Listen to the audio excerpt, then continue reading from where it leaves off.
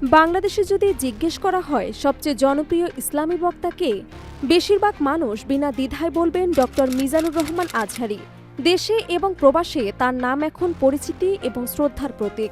Malaysia, Dubai বা ইউরোপের মসজিদগুলোতে যেখানে প্রবাসী বাংলাদেশিরা জড়ো হন, সেখানেও আলোচনায় উঠে আসে তার নাম।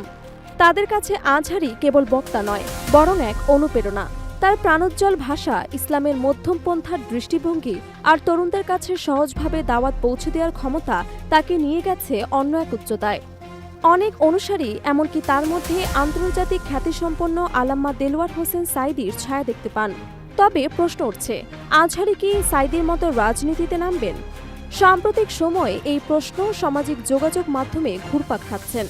তার ভক্তদের একাংশ বিশ্বাস করে, যদি তিনি নির্বাচনে দাঁড়ান তবে ঢাকার ডেমরা আসনে বিপুল ভোটে জয়ী হওয়া খুব কঠিন কিছু নয়। তাদের মতে সংসদে আজহারীর মতো শিক্ষিত, তরুণ এবং বিচক্ষণ আলেমের প্রয়োজন এখনই। কিন্তু রাজনীতি নিয়ে আজহারীর অবস্থান স্পষ্ট। ফ্রান্সিস সরকার আমলে রাজনৈতিক পরিচয় নিয়ে বিতর্ক শুরু হলে তিনি নিজের ভেরিফাইড ফেসবুক পেজে লিখেছিলেন তিনি কোনো দলের এজেন্ট নন। তার শিক্ষা জীবন কোনো রাজনৈতিক অর্থায়নে কাটেনি, বরং তিনি সতর্ক করেছিলেন, ভিন্ন মতের কারণে মানুষকে জামায়াত শিবির ট্যাগ দেওয়ার প্রবণতা জাতির জন্য ভয়ানক হতে পারে। আজহারীর মতে একজন দায়ী ইল্লাল্লাহর কোনো দল থাকতে পারে না। তার কাজ হলো ইসলামের দাওয়াত পৌঁছে দেয়া সব দলের, সব শ্রেণীর মানুষের কাছে।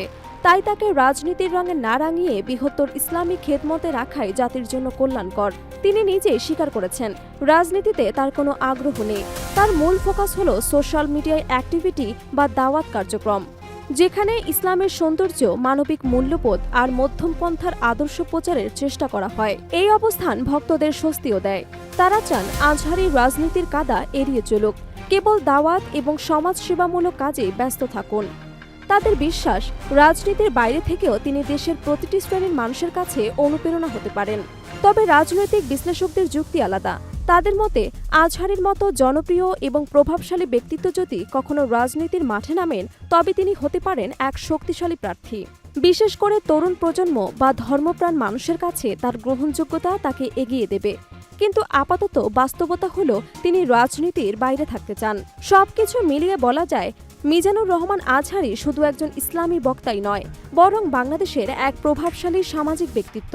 তিনি রাজনীতির পথে হাঁটবেন নাকি কেবল দাওয়াত এবং সমাজসেবায় সীমাবদ্ধ থাকবেন, সেটি সময় বলে দেবে। তবে বর্তমানে তিনি যে পথ বেছে নিয়েছেন, সেটি তাকে ইতিমধ্যেই কোটি মানুষের হৃদয়ে পৌঁছে দিয়েছে।